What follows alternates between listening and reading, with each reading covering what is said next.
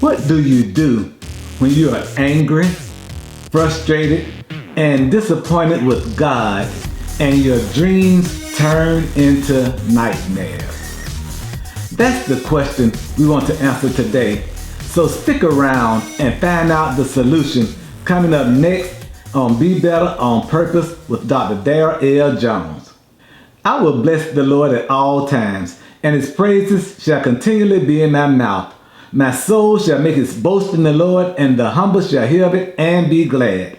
Oh, magnify the Lord with me, and let us exalt God's name together, for this is the day that the Lord has made. Let us rejoice and be glad in it. Hey everybody, thank you so much for visiting my channel where we release a new video almost every day.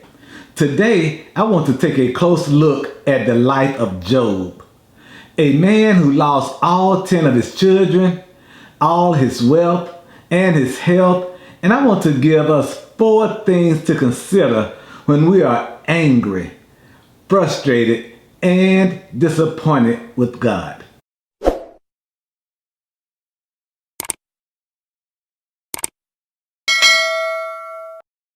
And the first thing is, it's okay to release your emotions to God. Job said, "Cursed be the day I was ever born." Job was angry with God, not only because of what he was going through, but because it seemed like God was nowhere to be found. And while experiencing incomparable pain, he was bold enough to express his true feelings towards God. And we will find that many of God's greatest servants were at one point in their life very angry with God, and yet God was patient with them. God loved them through it all and blessed their life. Naomi lost her husband and her 2 sons, and she shook her fist in God's face. Hannah was bitter because she could not have children.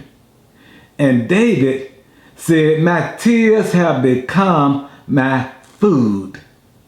So, my first encouragement to you, if you are angry with God, God already knows what you're feeling. So stop feeling guilty about it.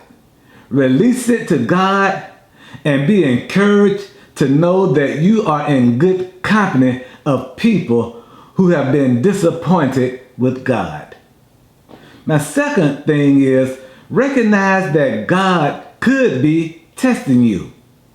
Job said, "Even though I can't seem to find God anywhere in my trial, I know that his eyes are still on me." So don't start blaming yourself for what you're going through when it could very well be that God may be testing you today, and that test is more for you to see where you really are, because the true temperature of your faith will be revealed in the tests and trials of your life. Peter said, "These trials will show that your faith is genuine. It is being tested as fire tests and purifies gold." And this leads me to my third point, which is resolve to obey God during your test. One of the temptations when you are in the midst of a trial is to say, "God, this Christian thing isn't working out. Prayer, obedience, fasting, and church attendance, it seems to be getting me nowhere." And you end up making poor decisions and reverting back to a habit, a person, or a lifestyle that God has already delivered you from. But notice what Job said. Job said, "I have stayed on God's path. I have followed his ways and not turned aside."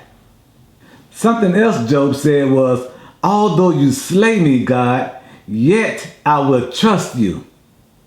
Because when we revert backwards, I am a firm believer that we may be prolonging the time of our own test. And my fourth point is remind yourself of God's power. Because when you are experiencing a deep trial, the tendency is to think that what you are going through will never end.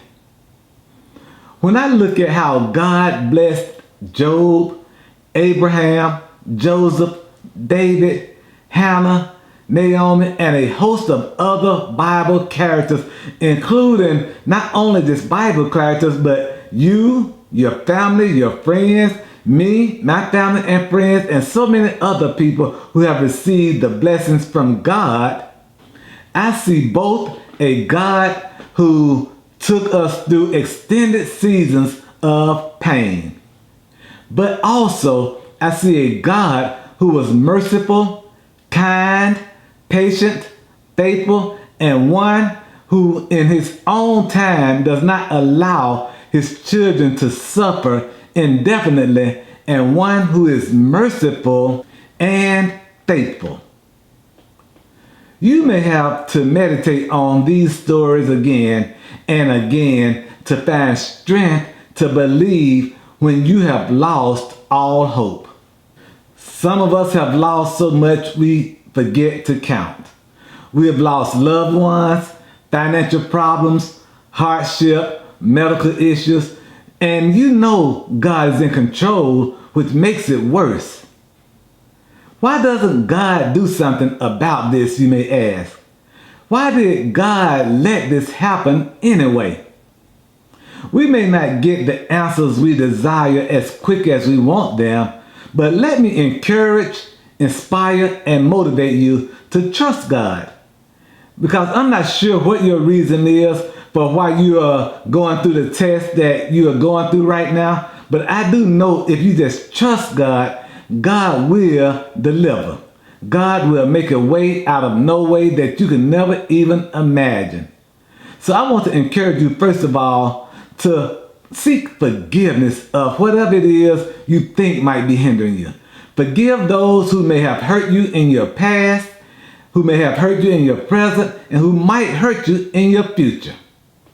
And then, if you don't already belong to one, find a church that is committed to teaching the Word of God, and one that you can experience the blessing of true, genuine, authentic community.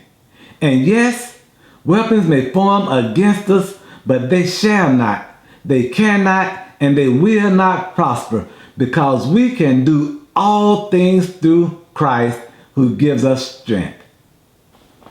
If this video has helped you in any way, please feel free to share it with a friend.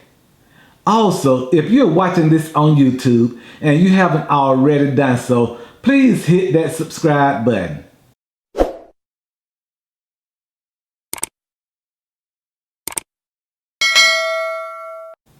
And to book me to speak at your next event, just simply send me an email to bebetteronpurpose@gmail.com requesting the details of how I can come and speak at your next event. Let me invite you to visit my website at www.bebetteronpurpose.com. You can connect with me on Facebook at www.facebook.com/drdarrylljones. You can follow me on Twitter at www.twitter.com/DJRelates, and you can follow me on Instagram at bebetteronpurpose.